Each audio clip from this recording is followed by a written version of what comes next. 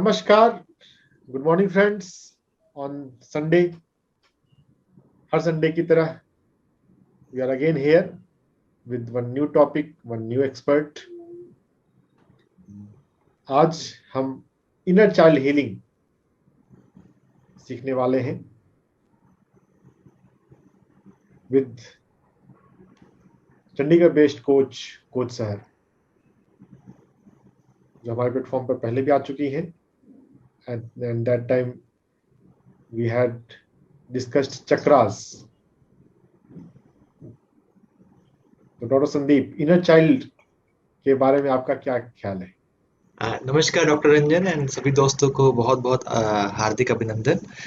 Inner child का मतलब सबसे पहले डॉक्टर रंजन, आज कितना अच्छा दिन है, चिल्ड्रंस डे है और हम इनर चाइल्ड के ऊपर बात कर रहे हैं। वाओ। तो 14 नवंबर को इनर चाइल्ड होना कोई कोइंसिडेंस नहीं हो सकता। इसके पीछे कुछ ना कुछ तो ऐसा रहता है। अपने जो हम सेशंस रखते हैं उसका एक रीजन रहता है। इनर चाइल्ड का मतलब मैं जो समझता हूँ इतना ही है, अपने अंदर के बच्चे को तंदुरुस्त रखना, उसके माइंड को तंदुरुस्त रखना, उससे प्यार करना। और आज का दिन ऐसा है जब हम सीख सकते हैं, चाहे हमारी अपना लेकिन हम लोग चाहे हमारी एज कितनी भी हो सकती है, हम लोग 10 साल 20 साल 50 साल 90 साल कितने की हो सकते हैं, लेकिन हमारे अंदर का जो बच्चा है वो कितना खुश है, वो कितना प्यार पा रहा है हमसे, तो इनर चाइल्ड है। होता क्या है डॉक्टर रंजन, हम जब बड़े हो रहे होते हैं तो कहीं ना कहीं हम अपने इनर चाइल्ड को, अपने अंदर के बच्चे को या तो दुख देते हैं, या उसको कुछ लोग तो एकदम कॉर्नर में रख देते हैं, या कुछ लोग उसको भूल ही जाते हैं। वो कोई एग्जिस्ट करता है, उसकी कुछ केयर करनी है। और इनर चाइल्ड का मतलब ये भी मैं समझता हूँ, हमारे बचपन में जो ट्रॉमास होते हैं वो कभी हील नहीं होते हैं, हम उनको हील नहीं करते हैं, उनको अटेंशन नहीं देते हैं। जब उनको अटेंशन नहीं देते हैं, उनकी केयर नहीं करते हैं, तो बोलते नहीं है एक छोटा सा जख्म होता है नासूर बन जाता है। तो उसकी मैनिफेस्टेशन अलग अलग ढंग में जब अडल्ट होते हैं तब होते हैं। वो हमारी साइकोलॉजी के अंदर, हमारे एटीट्यूड्स के अंदर, हमारे बिहेवियर्स के अंदर रिफ्लेक्ट होता है। जो खुद वो इंसान होता है वो समझ नहीं पाता ये बार बार चीजें क्यों हो रही हैं, ये ऐसा क्यों हो रहा है, मैं ऐसा करना भी चाहता फिर भी क्यों हो रहा है। लेकिन उसका रूट कॉज है वो कहीं इनर चाइल्ड में हो सकता है। मैं तो सिर्फ इसके बारे में बात कर रहा हूँ, लेकिन आज हमारी जो स्पीकर हैं, जैसे डॉक्टर रंजन ने बताया, पहले भी हमारे प्लेटफॉर्म पे आ चुकी हैं सहर। हम बहुत डिटेल में बात किया था, जो लास्ट सेशन था हमारा चक्रा सिस्टम के ऊपर, बहुत डिटेल में था। तो बिना टाइम लिए हुए सहर जी, आपका बहुत बहुत स्वागत है। You are welcome on our channel spiritual doctor for holistic health. And we must say that previously also you have come on channel. Welcome to your own channel spiritual doctor for holistic health. Thank you, Dr. Sandeep. Thank you, Dr. Ranjan. It's a pleasure to be here as always. Just I want to tell our viewers that Sahar is a coach. Sahar बहुत सारे sessions लेती हैं India के different different parts में। और साहर basically India से belong नहीं करती हैं, लेकिन कुछ ऐसा हुआ, साहर इंडिया में ही रह गई और राइट नाउ वो बहुत सारे जिंदगियों में फर्क डाल रही हैं। और उनकी बुक ट्वाइस बॉर्न बहुत ही अच्छी बुक है। साहर के बारे में जानना चाहते हैं, पर्सनल लाइफ के बारे में जानना चाहते हैं, तो बुक पढ़ लेंगे। It's a kind of open and open for everyone. Over to you sir, आपको कैसा लग रहा है फिर से चैनल पे आके? How you feeling after coming on our It's channel? always a pleasure, and I'm really grateful for the opportunity because, as coaches or therapists, or at least for me, it's so important that people have the information and the knowledge so that they are empowered and they are independent of anyone like a therapist or a coach, and they can handle their life. So this platform offers that to a lot of people, and that's such a great honor for me to be here, to be able to share whatever little I know.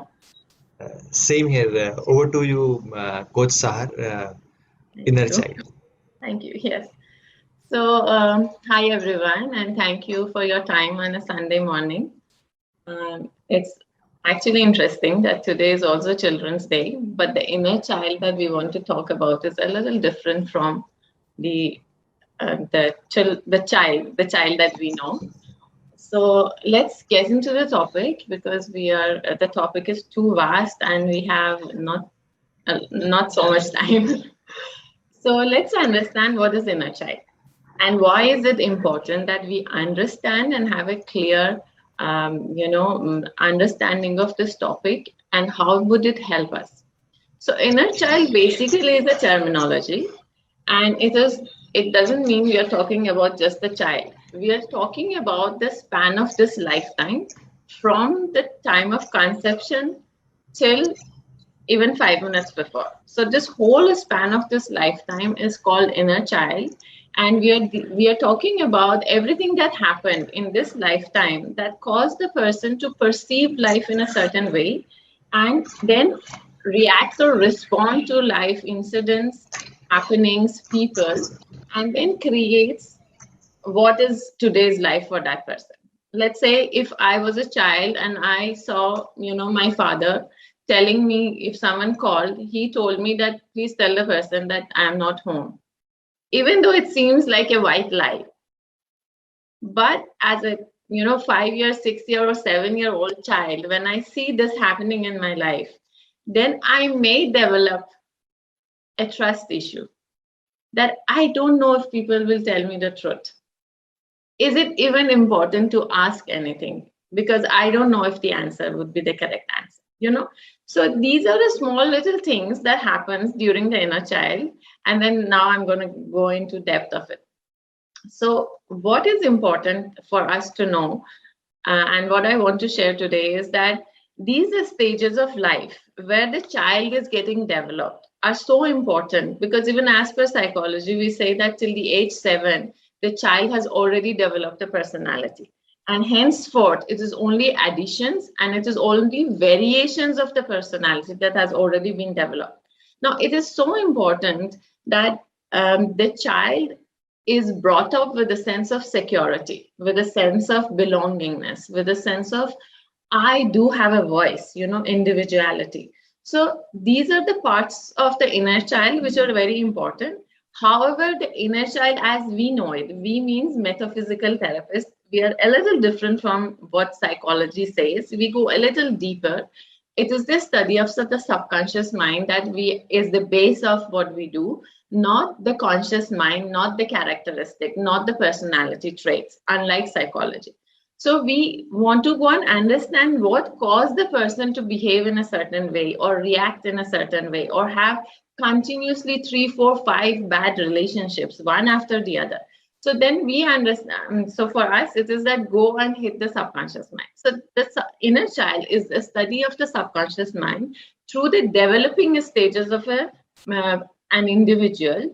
And this continues. It is not that it stops, at age 7, 14, 21 or whatsoever. In fact, in every 7 years, a new part of the subconscious mind is getting developed. And it is related to our chakra system, which I spoke the last time, but we don't have time to do the correlation here. But I will want to actually address 3 aspects of inner child today, which are extremely important. One is the sense of safety, and the sense of safety is developed till the age 7. Now, what does safety means? Safety means when I, as a child, feel I am safe, secure, I am not judged. In my environment, I am accepted for who I am, no matter how many mistakes I make. I am loved and appreciated just because I am here. So this is the kind of safety a child needs. It's not just having an environment and providing a bed and food. That's not how safety looks to a child. Safety is that even if I make a mistake, I can go back to my mother and she will still hug me. So what happens is, what goes wrong in this area is that we tell our children, if you want my love, you need to finish your homework. If you want the appreciation of the family, you need to be a good boy or a good girl. Now, what happens is the child start developing a trait to want to please others so that he or she is feeling loved and he or she is accepted by the home environment. Now, if a child is coming from a compromised family, let's say the child witnesses any form of abuse, it can be physical abuse, sexual abuse, it can be watching parents, having emotional abuse or non-verbal violence, even, sometimes the parents don't speak to each other for months, and they use the child as a messenger. Go tell your dad, mama needs this. Go tell your mother, my room is not clean.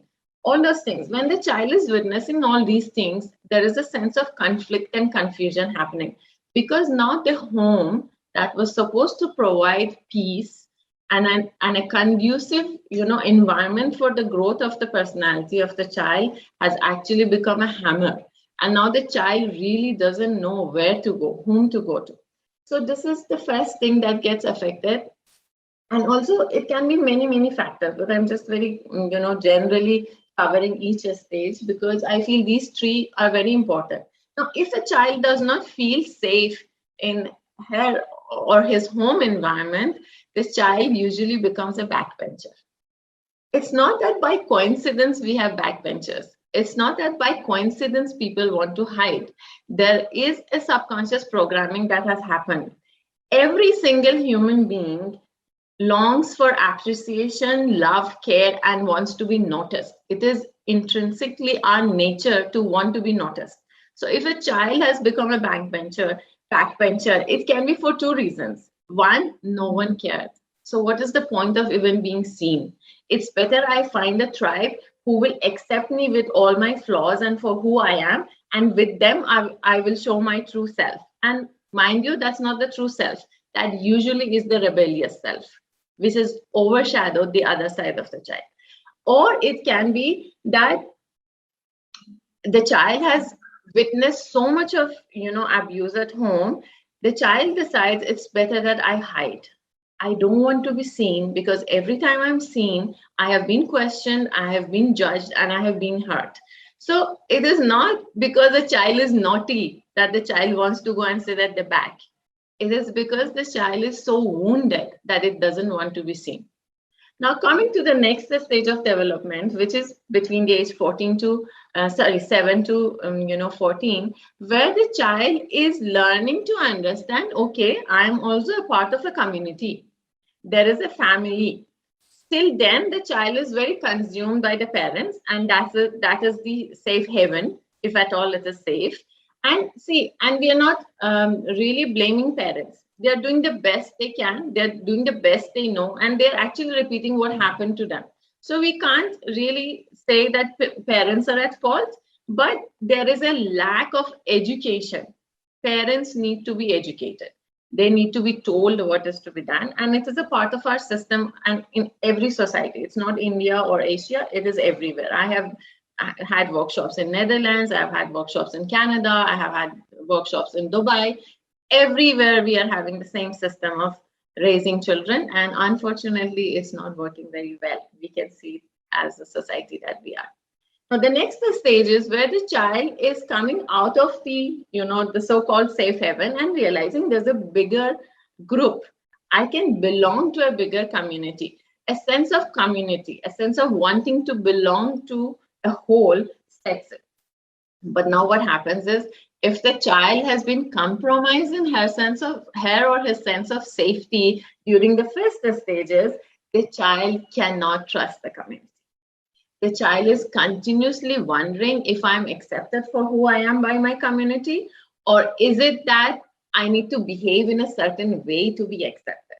Because we as human beings, we need to belong. We are social animals. We need to interact. We have this desire, this innate need for actually deep connections, because we want to understand ourselves, and others are our mirrors to help us understand. And this, the subconscious mind or the soul understands it very well. So it tries to find its tribe or form its tribe. So what happens is, if the sense of safety, security, and trust is not there, then the child does not feel honored and respected. The child becomes a people pleaser now.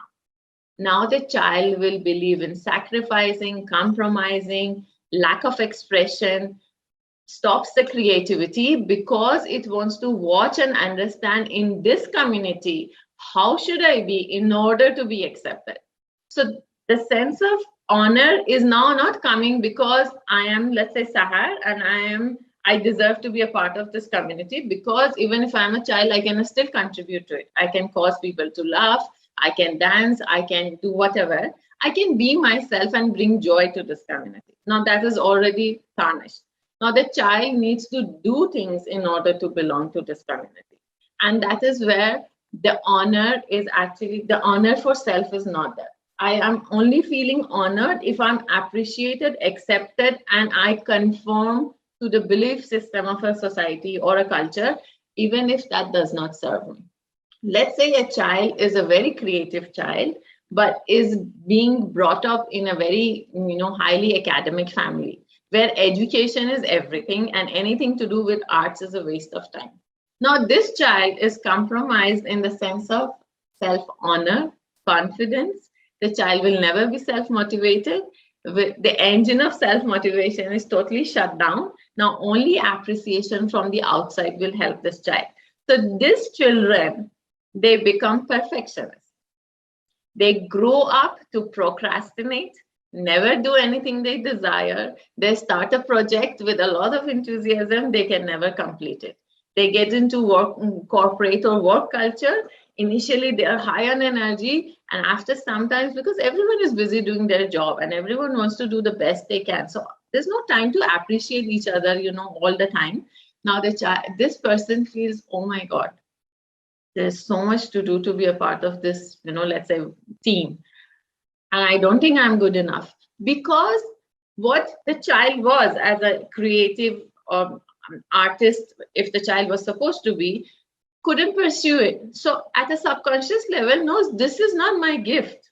Finance is not my gift. I have done it because everyone in my family is a chartered accountant or a CA or actuarian or something like that. So in order to be appreciated and approved, I need to be at that level.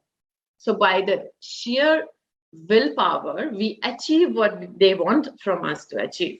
But the truth is that really me? And if it is not me, I can never grow, right? Now, the next stage is a sense of individuality. So we have covered safety, we have covered the need to belong, and then conforming to the society and letting go of who we are in order to be appreciated and loved by the society and feel safe, because home was not safe. Now, at least I need to have an environment which is safe, okay? So now coming to individuality. From age 14 to 21, it's the teenage has come, and everyone is experiencing their body, their emotions, the rush of hormones. They want to know who they are. They want to find their tribe with whom they can be who they really are. And now they want to also say to everyone else that, no, even I know what to do. It's not that only you do. So now the thought is there. Consciously, everyone wants to prove himself, but the foundation is not there. So the pillars of individuality and the free will and that this is my decision, this is my choice, are actually been set on a very shaky foundation. And because the foundation is not right, the sense of individuality is either now happening through a superiority complex or an inferiority complex. There is no honor for myself. So how will I bring myself out? How will I have the confidence to tell people who I am? I don't even know who I am by now, because I have continuously been doing what my parents told me to do or showed me to do, even if they didn't tell me, or the society wanted me to do. By now, when it has come to express my individuality and take charge of my life, now I'm 14. I really need to know what to do in my studies, what I want to become in life, what career I want to choose, what kind of a person I am. By the age 21, you even want to know what kind of a life partner you want to have, what kind of a lifestyle you want to have. But because no one gave you the opportunity to think and recognize who you are and what you want to be, it wasn't ever safe to be who you wanted to be. Now you are confused. Now you really don't know where you belong, who you are, and what you're supposed to do. So these creates patterns. Now, if I don't know who I am, I cannot have a relationship where I am honest and authentic with my partner, because I don't even know who I am. Now, these patterns carries forward into our relationships in our lives, and it causes us to have, let's say, certain repeated things. Let's say someone comes to me and tells me that, I do my best. I am so good at my job. Everything happens, very well. But my work is never appreciated. And I get so demotivated, I resign. And when I'm resigning, my boss tells me, why are you resigning? You're such a good worker. But for 4 years, he never told me that. And then every time I reach a peak in my career, this used to happen to me. I reach a peak in my career, then I leave that and go to another one. And Sahar, this is a pattern. I don't know how to break it. Now, this is coming from where? This is coming from childhood. It comes from my sense of who you are, Another thing can be that, I had a lady who said, I actually get into relationships with gentlemen who are not so gentle. And as we got talking, she talks that actually I feel my love can change them.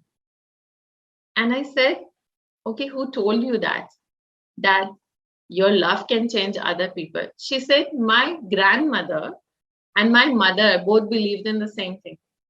Now you see how the child has picked up certain belief which does not even belong, but because who observed it.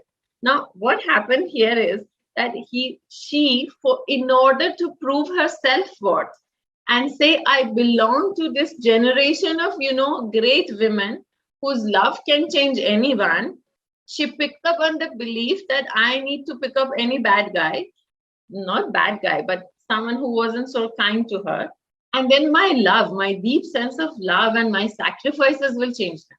And it was a pattern. She had done that 4 times. So these are the underlying patterns, belief system, which we pick up from our childhood.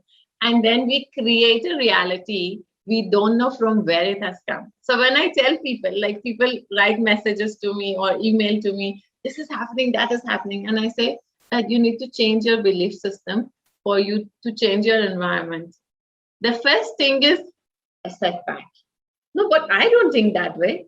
I believe in love. I believe in sacrifices. And I'm like, okay, we need to stop there. Because your belief system that I need to sacrifice in order to be worthy of love or care or to be heard has already created your reality. That's where we need to change things, right? So this is inner child. And this is how we create patterns unknowingly. We pick up stuff from the environment, we base a reality on it, and then we keep repeating that reality. We are recycling our belief system in different variations, and we don't know from where the life is hitting us, not knowing everything is within us. So basically, this is about inner child and the stages of inner child. And I believe we can do a small little exercise like a meditation. And let's understand if we can break at least one pattern today. So I would give 1 or 2 minutes to everyone, have a genuine, honest reflection of where you are in life. And if you have a pattern that you wish to break, let's say you feel some kind of competition even with your sibling, that you feel my sibling is better than me, or you feel at work you're not heard, or you're not being paid your due for whatever you do. I don't know, whatever is your pattern. Just think of any pattern. It doesn't have to be so complicated with this short session. So now, how do we heal this inner child if you don't have a therapist around? If there is no one to take you into, so this is one of the techniques. There are like about 40, 50 techniques of it. So what if you don't have someone with you, or you can't trust anyone to open up to, or you just can't go to a therapist for certain personal limitations, financial issues. So how do you actually help yourself, right? This whole session is about me trying to get you to become more empowered. There are few things you can do. You can start journaling your patterns, whether it's a relationship pattern, it's a business decision making, whether it is in your job, career, your thoughts, you're repeating inner dialogue about you. You can journal them. Once they come into surface and you become aware of them, you can imagine 50% of the job is done. Usually once they come to your knowledge, then you're just a simple decision and a willingness to change them. And then watching yourself, bringing the change that you require into your intention, your inner dialogue, and your action towards yourself and environment can actually help you change the whole scenario. 50% of the times it's a little deeper, and probably then you need someone like me to help you with, but that's okay. Even if you can handle 50% of your inner child, you have done a great job. Now, but once you journal and once things show up for you, what is the way forward? The way forward and the only way to be able to heal yourself is through self-love and compassion. Now, what do I mean by that? I simply mean that you be kind to yourself. You stop blaming, stop having feeling of shame, guilt, and regret for whatever happened in the past. Sometimes we feel we have hurt people. Sometimes we feel we didn't honor the family, or we went against the family, or sometimes we feel my actions were not in alignment with what was desired. I have let them down, or I have let myself down. But you need to realize that everything that happens in life, me sitting here in front of you, I'm a great box of blunders, and I'm so proud of them. Not because I made them or they happened, but because I managed to learn from them and learn not to repeat them. As long as you see yourself with honesty, as long as you genuinely feel you do have a better version, of course you do have. And as long as you genuinely want to change and you want to improvise on what you do, how you think, how you talk, even if you're just trying, it is good enough. How do we easily forgive others? Let's say you're someone you love. You usually forgive them once, twice, 3 times. Your children, you forgive them. Your siblings, your whoever. We usually forgive people very easily. But when it comes to self, there is this, I would say, a notion that we have to be perfect. There is no one who is perfect. There is no one who can figure out life all at once. There is no one who has all the answers. The answers are within, but your conscious mind is not yet aware of it.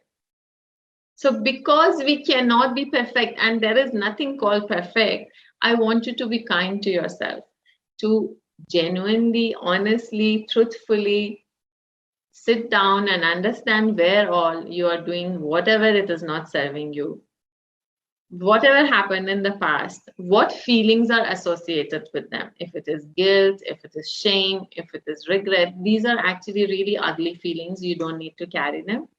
If it is sadness, anger, they're also harmful. Probably you can let go of them. You just release them by journaling, by doing a positive self-talk, maybe meditation and mindfulness will help.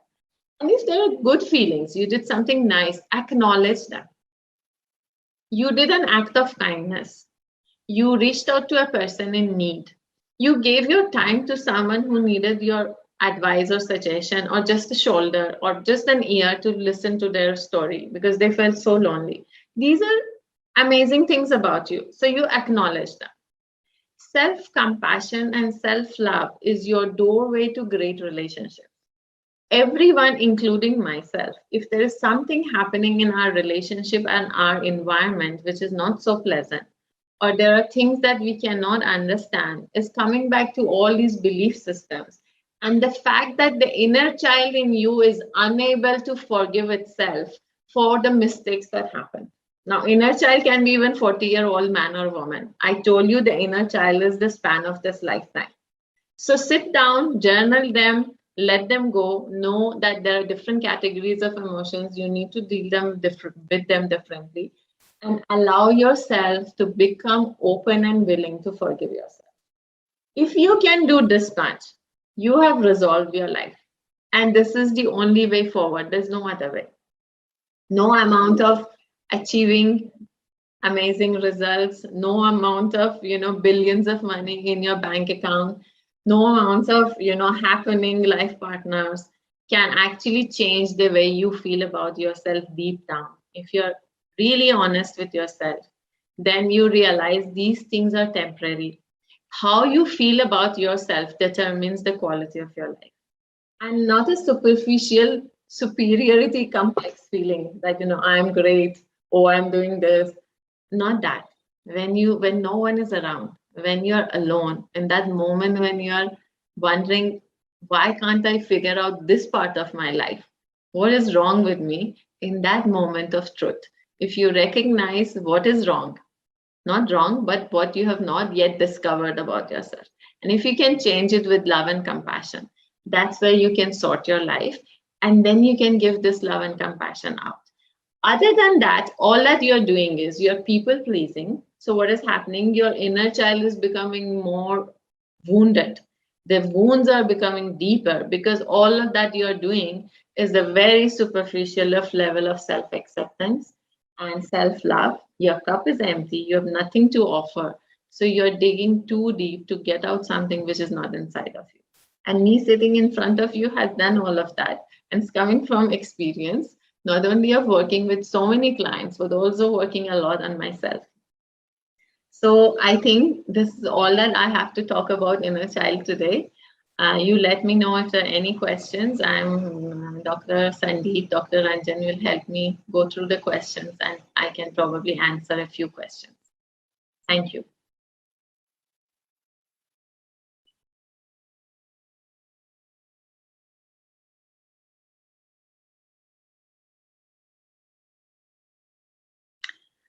For recording, I think Dr. Sandeep or Dr. Ranjan can do. I really can't do that.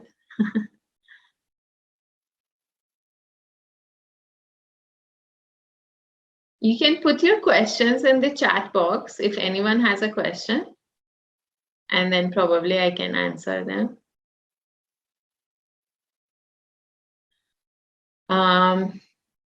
There are case study books.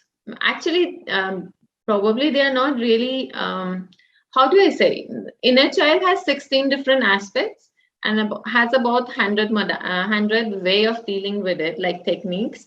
And every book would probably cover one aspect. Let's say when the father got angry. This is one book, but it's only dealing with children who went through a very aggressive paternal authority in their life. So because it's a very vast topic, I'm not sure if the books will help you, but I can probably put it on the spiritual doctors group. I can give you a list, but what I talked about is coming from my own manual for my trainings. I use this information. I've created the manual for training and I use it to train my therapists.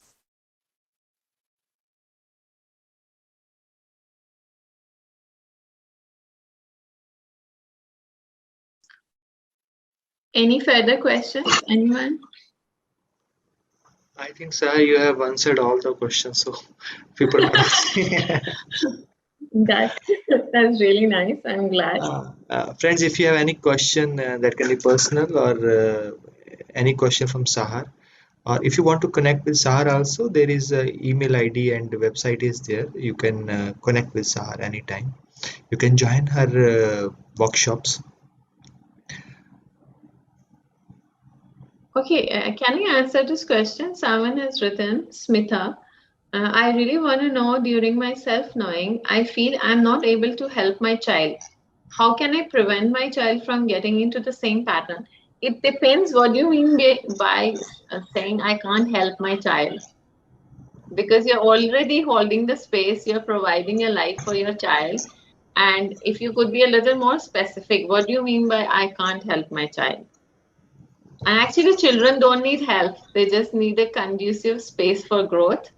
They know what to do with themselves. Can inner child work be done by the person himself? Yes, it can be, but it's going to be very, very limited. As I said, there are more than 100 techniques of dealing with inner child. And depending on the depth of the issue, let's say if it is a sexual abuse, you definitely can't do it on your own. You will just open the wound, if at all you can, and then you leave it bleeding, right? So I really suggest, even though there are therapies available, probably, I mean, not therapies, but sessions available on maybe YouTube or somewhere, but don't get into such a stuff on your own. The whole idea is to be able to see the wound, heal it, clean it, close it in such a way that it will not come back and show up again. So if you don't know how to do all of that, because it's a therapy, it's not entertainment. So if you don't know how to do that, you will actually end up feeling more frustrated, and more patterns will open up for you, and then you may not know how to handle it. So initially, at least, I don't suggest, but later on, maybe once you get a hang of it. But for smaller things, let's say a belief pattern or something like that, yes. But for deeper issues, I really suggest, I don't advise it, but it's a personal choice. You feel you want to do it, you do it. Yes, your past mistakes can have development effect on your child, no doubt about it. But you need to realize that even the child chose to go through those experiences. What happens and where we go wrong with our children is that we feel we are the god of their lives. We are not. We are just parents. We are a tool to help them come into this physical reality and hold their space, provide them a safer space to do what they are supposed to do, to add to life, to find who they are, and just evolve. This is the whole purpose of the whole of existence, not for your child or my child or anyone's child, but for the entire existence. Now, what happens with children and where we go really, really wrong is that we feel we are their God. We need to know from the beginning who they will become, what career they will have, how much money they should have, what kind of life partner they should choose. Every single experience we want to micromanage. But you need to realize your child is a much evolved soul than you are, because it has come, let's say, 30 years after you. So the whole of consciousness has evolved. Now this new soul is coming with that collective 30 years of consciousness, which is ahead of you, right? So the soul knows what to do. And if the child has chosen you as a parent, it is because the child knew exactly what kind of experiences you're going to provide, which was for its own evolution. Now we're talking about soul level of the child, right? So please, the guilt that I have caused my child pain, I did that, because of me this has happened. You would be an instrument, but you could do nothing wrong to no one unless it was chosen by that person. Okay, so it is for your child also, for anyone else. But now that doesn't mean we go on a spree and start hurting and harming others and be doing stuff which are not pleasant. We need to be aware of our intention, words, and action. But at the same time, the guilt is actually a false emotion. You cannot cause nothing to no one if they didn't want to experience it. And I mean it, because I have worked with 8,000 people. And every single case of guilt is such a superficial, harmful feeling. It is really a facade and a farce. You should let go of your guilt and then just change. Okay, this is what I did, which I feel has affected my child. I should not repeat it. That's it. That's all you need to do, whether it's your child or anyone else. So please do not have this kind of emotions, because they're not going to help you or the child or no one. Thank you. Thank you for liking the lecture. That's my pleasure, totally. Okay, so I think I have kind of answered all the questions in the chat box. Yes, thank you, sir, for giving us time. Today's session was really amazing session, and thanks for connecting with us. Actually, many persons are not aware about the inner child and how to heal inner child. So today's session was kind of little opening that someone can see that yes, there is some need is there. And one more thing I must appreciate, that what have opened for me is that for me the inner child was the child who is just 14 years 15 years old when I was and I was always looking for the traumas and what happened during my that stages.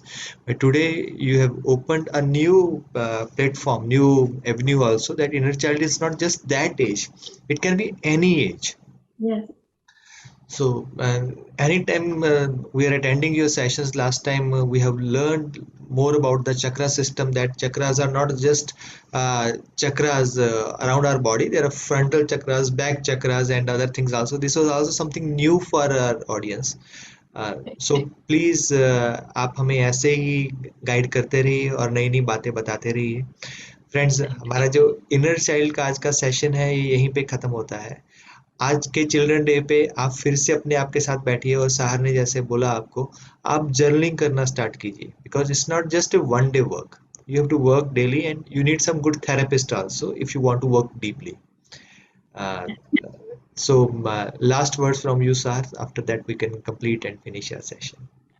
Yeah, I would like to close this by saying that each one of us actually deserve the best of life.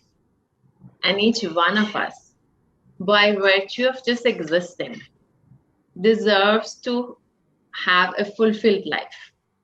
It is only your choice and your sense of deservability and self-worth that determines how much of this beautiful buffet of life, which is full of love, which is full of kindness, which is full of abundance, you want to receive. So if there is somewhere something not happening for you the way you desire it to be, not want it to be, want is lack, but the way you desire it to be, you are the only one standing in your own way. So just a step back, watch what is it about you that is causing this, and just change it. You are in charge of your life. You are totally empowered. And thank you for having me. Thank you so much for having me. It has been an honor and a pleasure. Thank you. Thank you, sir. Thank you, friends. With these words, हम आपसे इजाजत चाहते हैं. Next week फिर हमसे मिलेंगे 11:11 पे. तब तक आप अपने रास्ते से हट जाइए और अपने आप को और आगे बढ़ने दें. बी एम्पावर्ड, खुश रहिए, अपने आप से प्यार कीजिए.